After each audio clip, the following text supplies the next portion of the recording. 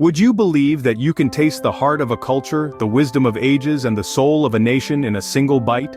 Welcome to the world of Japanese cuisine. Not just meals, but a cultural safari, a sublime piece of art, and a societal adhesive. An integral part of Japan's identity, its cuisine offers a flavorful palette of unique dishes, each with a chronicle of its own. From the artistic realm of sushi to the heartfelt simplicity of noodle soup, from the creative genius of bento boxes to the sweet sophistication of wagashi, we're set to explore these individual facets. Fasten your taste buds, we're embarking on an extraordinary culinary expedition like no other. Sushi, the name that echoes in our minds when we think about Japanese food, but there's more to it than meets the eye. Travel back in time, to the 7th century, to the birthplace of sushi.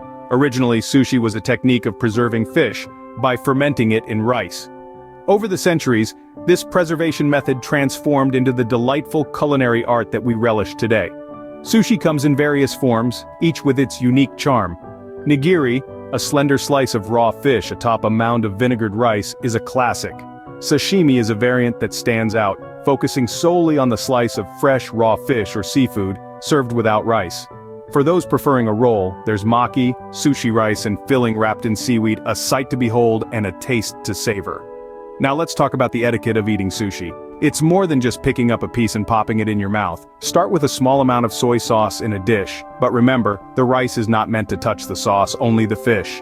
And that pickled ginger? It's a palate cleanser, not a topping. What makes sushi truly remarkable is its emphasis on fresh ingredients. Freshness is the soul of sushi. From the catch of the day to the hand-picked seaweed, every element of sushi is chosen with care. But the real magic lies in the hands of the sushi chef. The art of sushi making demands years of rigorous training and a deep understanding of the ingredients. From preparing the perfect sushi rice, a balance of sweetness and tang, to the precise knife work, it's a skill that combines precision, timing, and an innate sense for flavor. Sushi isn't just food, it's a sensory experience. It's a testament to Japan's reverence for nature, its respect for tradition, and its pursuit of perfection and simplicity. Sushi, a simple yet complex dish that truly embodies the spirit of Japanese cuisine.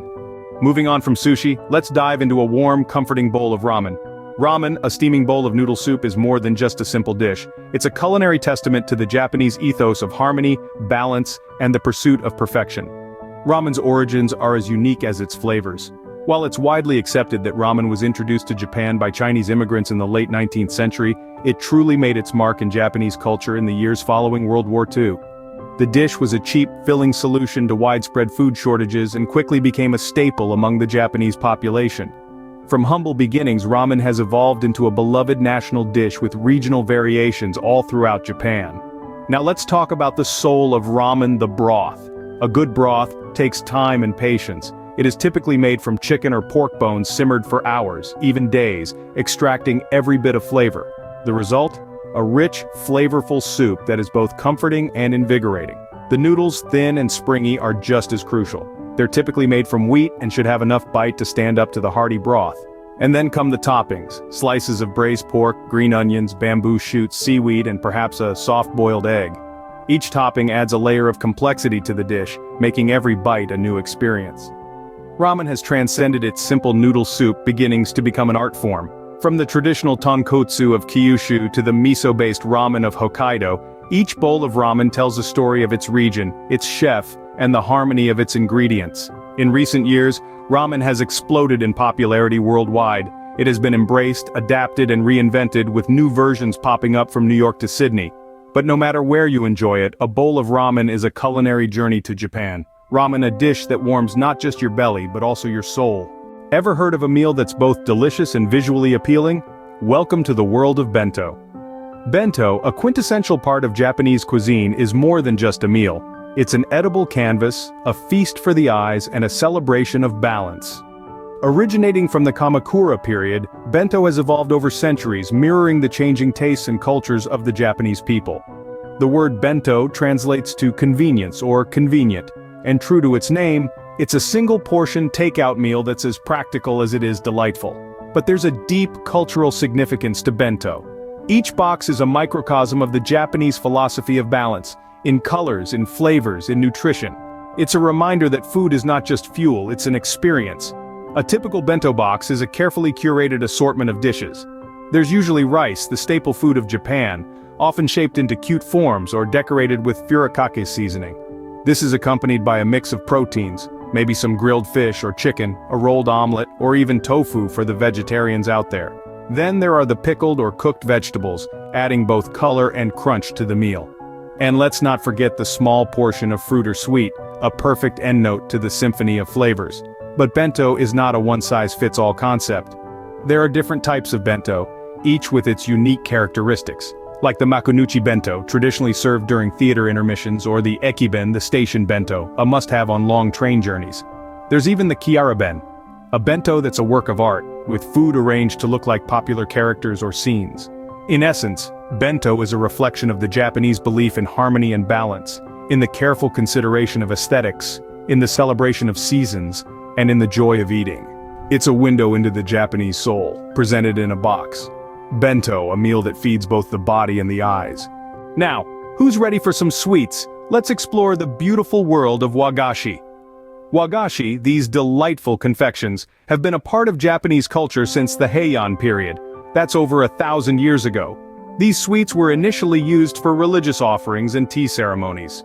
The interesting thing about wagashi is that it's not just a sweet treat, it's a piece of art, a treat for both the palate and the eyes. Now let's talk about the different types of wagashi. There are primarily 3 types: namagashi, higashi, and jonamagashi. Each of these types has its own unique characteristics.